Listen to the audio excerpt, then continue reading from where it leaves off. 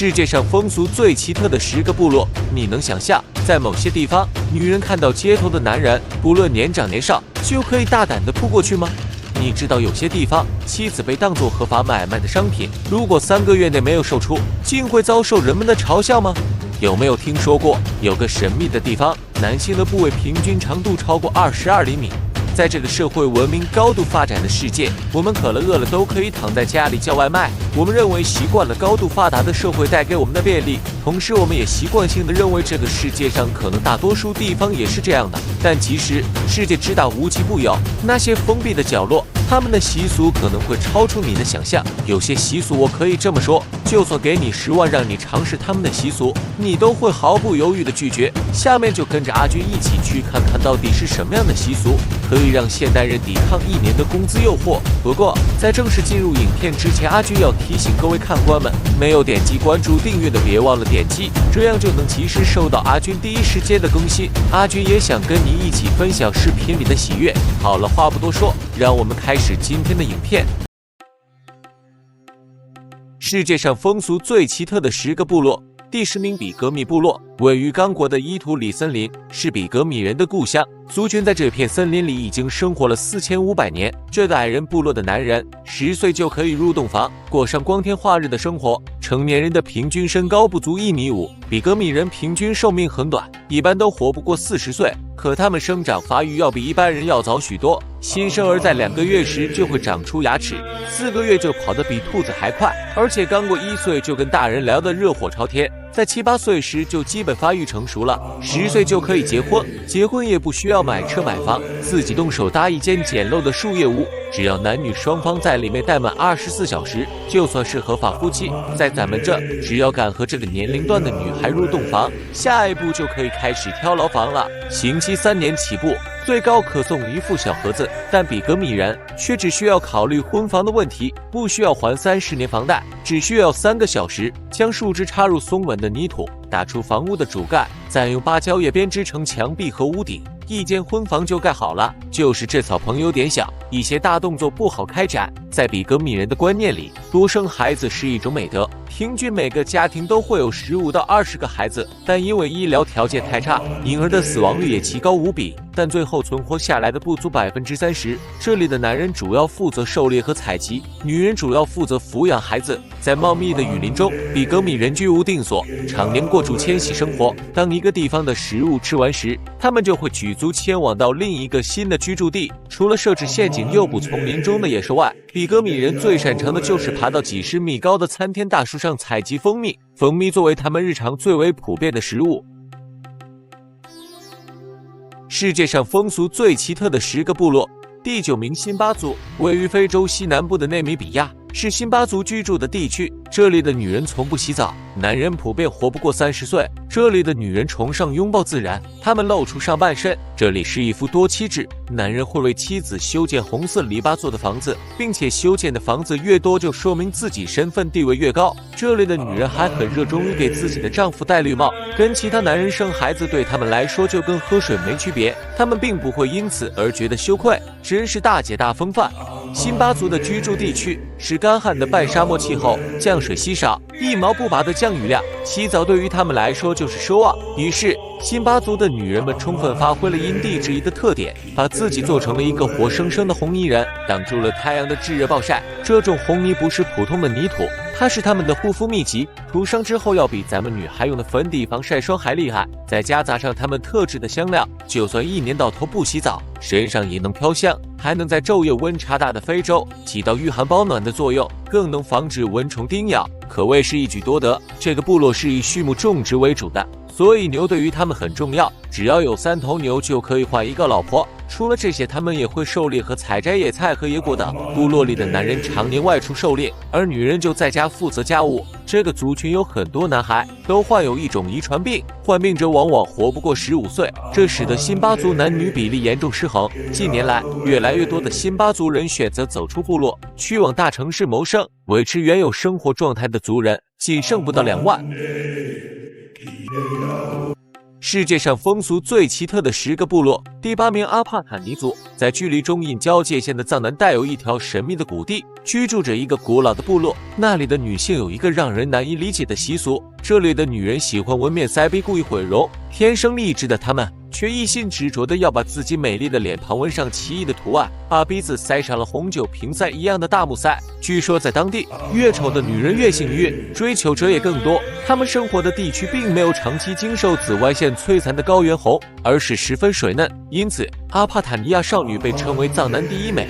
虽然当政府在1970年下令禁止纹面腮鼻时，他们也并没有过于激烈的反抗。当地的年轻女性也承认，自然生长的脸蛋比纹面腮鼻要好看。这不禁让人好奇，他们为什么会让这种毁容变丑的习俗流传了上千年之久呢？其实最初的阿帕坦尼亚女性这样做，并不是因为喜欢，而是迫不得已。藏南谷地的自然环境一直十分复杂，周边的社会环境也不安生。在建国之前，这里也充满各种马贼、逃兵、土匪等亡命之徒。到如今，这里同样处于中印边境地带。可以说，从古到今，阿帕卡尼亚族生活的地方就没度过几天安生日子。一旦发生冲突战乱，除了粮食和财产等保不住外，部落里的女性同样是被劫掠的对象。女性被抢走没有好下场不说，缺乏足够的生育主力，还导致部落发展十分艰难。于是，当地的女性为了自保，便开始通过纹面腮鼻的方式扮丑。为了留下自己的后代，部落的男性也欣然同意。这样做的效果十分显著。脸部丑陋的阿帕坦尼亚女性无法再激起其他人的兴趣，部落也被一平稳发展了很长时间，最后成了唯一在藏南谷的生存到现在的部落。这种扮丑习俗也在部落里流传了下来。他们的腮鼻并不是直接拿木塞堵住鼻子，而是在鼻翼两端割开一个洞，然后用木头塞进去。这在医疗落后的古代很容易导致感染，而且在没有麻药的情况下，这样操作还要承受巨大的疼痛，不少人都会疼昏过去。随着年龄增长，木塞还会越换越大，这不止让自己的鼻子痛苦不已，还会导致呼吸困难。可能是因为女性的付出过于残忍，于是当地人为了安慰她们，有了越丑的女性越幸运的说法。事实上，很多顶住丑陋和马鼻的老太太，年轻时都是大美女。如今阿帕坦尼亚族的年轻女孩都不再进行纹面腮鼻，只有一些上了年纪的老太太依然保留住这种独特的面貌，无声诉说着历史的印记。世界上风俗最奇特的10个部落，第7名瓦多玛部落，位于津巴布韦北部卡耶姆地区的瓦多玛部落，藏住一个人间奇迹。这里的人群大部分只有2根脚趾，实在是让人难以置信。这个被称为鸵鸟人或两趾人的部落，其实是构造了一个极其独特的生活模式。他们的脚趾形状奇特，类似于鸵鸟的脚，最外层的2根脚趾向内弯曲，但是这并不影响他们的行走，只是在奔跑上面稍有难度。对于他们来说，这种形状的脚趾反而在爬树上具有优势。这一切都是因为他们身上的一种被称为外痔的畸形遗传病。其实，与其说这是一种疾病，不如说是一种特殊的遗传现象。在这个部落里，他们并不把这看作是缺点，反而认为这是他们的骄傲。传言中，他们的祖先来自于遥远的天狼星，是神秘的外星生物。虽然实际上这只是一个传说，没有任何可靠的科学依据，但却构成了他们丰富多彩的文化传统，激发了部落人们的联想和创造力。虽然这个部落的法律禁止与外界通婚，使得这种遗传现象居然在他们中间得以延续，但也让他们的社群有了稀缺的独特性。他们就像是这个世界上独一无二的瑰宝，带人们去探秘、欣赏。世界上风俗最奇特的10个部落，第6名达尼族。让我们一起踏足亚马逊原始森林，探寻一个与世隔绝的神秘部落——达尼族。因其独特的长度，也被我们称为象人族。部落男性们尺寸可以长达40厘米，据说他们威望越高就越长，以至于如果没有像样的象鼻，男人将难以娶到老婆。有的甚至可以达到50厘米的象鼻。这个部落独特的景象，让你无法不对他们的生活方式产生好奇。他们常年以狩猎为生，饮食几乎是以生肉为主。另外还会有一些部落特有、外人未知的食物，比如他们有一种可以促进象鼻进一步增长的神秘食物，非常稀有且罕见，但却是象鼻增长的关键。部落的成员们对他们的象鼻感到自豪，因此他们会花很多精力去保护它。比如在打猎或者外出行动时，他们会把象鼻放入葫芦桶中，以防止刮伤。而且这个葫芦桶的长度也是精心挑选的，不能过大，也不能过小，否则会被认为是欺骗部落，遭到严重的惩罚。再令人惊异的是，他们的基因库中有70%的人都有这种特殊的象鼻现象。只有在从小就吃那种特殊的食物，并且坚持几十年的人，象鼻才会越来越大。这是部落极为严格的规定，以此来维持他们的象鼻文化。如今，随着现代社会的开放，这个原始的象人族部落也渐渐露出了他们神秘的面纱，对他们的生活方式感兴趣的游客也开始远赴元素森林一睹他们奇特的舞蹈和生活，记录下了这个世界上唯一的象鼻文化。世界上风俗最奇特的10个部落，第5名印第安纯女性部落。欢迎来到全球最大、神秘而葱郁的亚马逊热带雨林，这里依存着一些尚处于原始状态，基本上与外界隔绝的部落。其中最特别的一个就是印第安纯女性部落。这个部落的最令人惊讶的地方在于，这里没有一个男性。你可能会好奇他们该怎么生育后代呢？如果阿军说是喝跟女儿过一样的水，你信吗？哈哈，开玩笑的。这里想要生孩子就必须得靠抢男人，男性在这里被视为生育工具，一旦女性怀上身孕就会被送走。更令人难以理解的是，如果生下来的是男宝宝，他们会被遗弃在森林中，而女婴则会接受训练，成为部落的新一代勇士，活脱脱的神奇女侠，有没有？尽管他们的生活条件艰苦，环境恶劣，但他们却饱含坚韧和生生不息的生命力，经历着各种各样的挑战，不断适应并强化自身，以便在这个世界上存活下去。他们并不追求所谓的爱情，男性的存在仅仅为了他们的生存和种族延续。这一切看似曲折复杂，却是他们生活的真实写照。